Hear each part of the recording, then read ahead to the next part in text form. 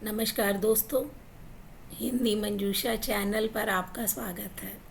चलते हैं कहानी मंच की और आज की कहानी जिसका शीर्षक है दादी की ट्रॉफी। कहानी शुरू करती हूँ दोस्तों। माँ जी, ये पुरानी सिलाई मशीन कबाड़ में बेच दीजिए, घर में जगह ही घेर रखी है। पूजा ने स्टोर रूम का दरवाज़ा खोलते हुए कहा। सामने खड़ी पूजा की सास विमला देवी एकदम चुप हो गई। उनकी नज़र सीधे उस पुरानी काली सिलाई मशीन पर जाकर टिक गई जो पिछले 30 सालों से उसी कोने में रखी थी। पुरानी मशीन ज़रूर थी, लेकिन उसके साथ जुड़ी यादें आज भी बिल्कुल नहीं थी।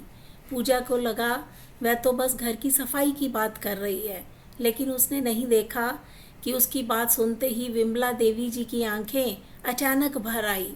उन्होंने कुछ नहीं कहा, चुपचाप वहाँ से चली गई।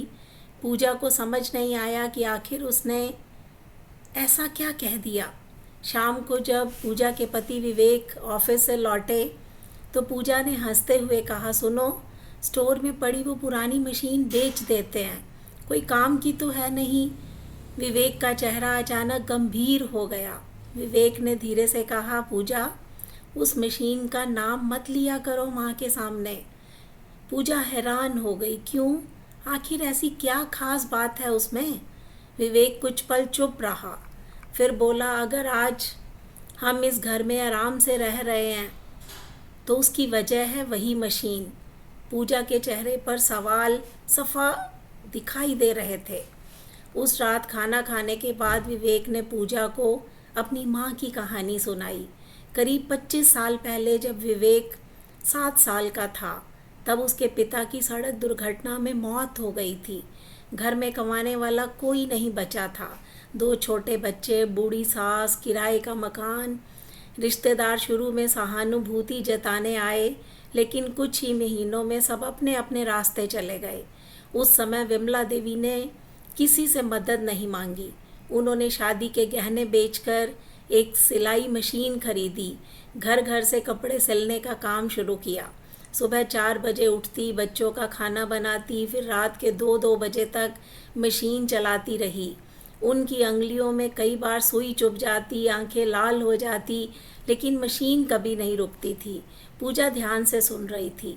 विवेक की आवाज़ भर्रा गई, तुम जानती हो, जब मेरे स्कूल की फ़ीस भरने के पैसे नहीं थे तब माँ ने लगातार 3 रातें जागकर काम किया था।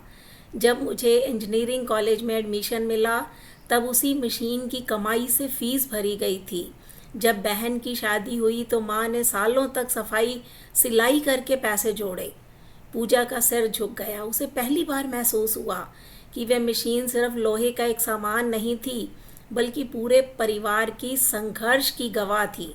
अगले दिन पूजा ने देखा विमला देवी अकेले बैठी मशीन को साफ कर रही थी।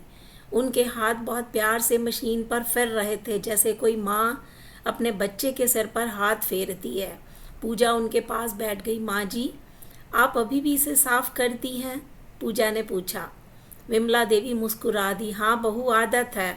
जब भी इसे देखती हूँ लगता है जैसे ज़िंदगी का सबसे कठिन समय फिर आंखों के सामने आ गया है। इसने मुझे कभी हारने नहीं दिया।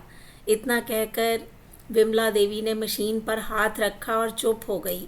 कुछ दिन बाद पूजा की स्कूल जाने वाली बेटी अन्वी का प्रोजेक्ट आया। पूरे मेरे परिवार का प्रेरणादायक व्यक्ति। अन्वी ने पूरे घर में सबसे इंटरव्यू लिया। जब वह दादी के पास पहुंची तो उसने पूछा, दादी, आपने ज़िंदगी में सबसे बड़ा काम कौन सा किया? विमला देवी हंस दी। मैंने कुछ भी नहीं। लेकिन तभी पूजा बोल पड़ी, अगर दादी ना होती तो शायद हम सब यहाँ ना होते। फिर उसने अन्वी को पूरी कहानी सुनाई। बच्ची की आंखें आश्चर्य से फैल गई। 2 दिन बाद स्कूल में प्रोजेक्ट प्रस्तुति थी। अन्वी स्टेज पर गई। उसने अपने प्रोजेक्ट में किसी फिल्म स्टार, खिलाड़ी या वैज्ञानिक का नाम नहीं लिया। अपनी दादी की तस्वीर दिखाई और कहा, मेरी दादी ने अकेले अपने परिवार को संभाला। उन्होंने हार नहीं मानी। मेरे लिए सबसे बड़ी हीरो हैं। पूरा हॉल तालियों से गूंज उठा। जब स्कूल की तरफ से यह वीडियो परिवार के व्हाट्सएप ग्रुप में आया तो हर कोई भावुक हो गया। उस शाम पूजा घर लौटी तो उसके हाथ में बड़ा डिब्बा था। उसने उसे स्टोर रूम में रखा। विमला देवी ने पूछा, क्या है इसमें? पूजा मुस्कुरा दी। माँ जी, खोल कर देखिए। डिब्बे के अंदर एक सुंदर कांच का शो केस था। पूजा ने प्यार से पुरानी सिलाई मशीन उसमें रख दी। फिर बोली, अब यह स्टोर में नहीं रहेगी, ये हमारे ड्राइंग रूम में रहेगी, ताकि जो भी इस घर में आए उसे पता चले कि इस परिवार की नींव किसने रखी थी। विमला देवी की आंखों से आंसू बह निकले। उन्होंने कभी सपने में भी नहीं सोचा था जिस मशीन को कबाड़ समझते हैं उसे इतना सम्मान मिलेगा। उसी समय विवेक भी आ गया। उसने माँ के कंधे पर हाथ रखा और कहा, माँ, हम आपके संघर्ष का कर्ज कभी नहीं चुका सकते, लेकिन उसे भूल भी नहीं सकते। कुछ दिनों बाद घर में रिश्तेदार आए। जैसे ही उन्होंने ड्राइंग रूम में शोकेस में रखी पुरानी मशीन देखी तो सबने पूछा, अरे यह यहाँ क्यों रखी है? तभी अनवी गर्व से बोली, क्योंकि ये हमारी दादी की ट्रॉफी है।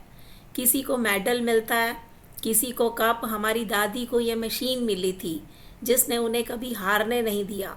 उस दिन विमला देवी पहली बार खुलकर हंसी। उन्हें लगा उनका संघर्ष बेकार नहीं गया। उनके बच्चे सिर्फ सफल नहीं बने, बल्कि संवेदनशील भी बने। पूजा को बड़ी सीख मिल गई। घर में रखी पुरानी चीज़ बेकार नहीं होती। कुछ चीज़ें सामान नहीं, इतिहास होती हैं। उन्हें बेचने से पहले उनकी कहानी जान लेनी चाहिए। कई बार बुजुर्ग कुछ पुरानी चीज़ों को इसलिए संभाल कर नहीं रखते कि उनकी कीमत ज़्यादा है, बल्कि इसलिए क्योंकि उनमें पूरी ज़िंदगी छिपी होती है। जो लोग उन यादों की कीमत समझ लेते हैं वे सिर्फ अच्छे बेटे बहू नहीं बनते, बल्कि अच्छे इंसान भी बन जाते हैं। ये थी दोस्तों कहानी दादी की ट्रॉफ़ी। ये कहानी आपको कैसी लगी? इस पर अपनी प्रतिक्रिया दीजिए। हिंदी मंजूषा चैनल को सब्सक्राइब कीजिए। मिलते हैं अगली वीडियो में। तब तक के लिए नमस्कार दोस्तों।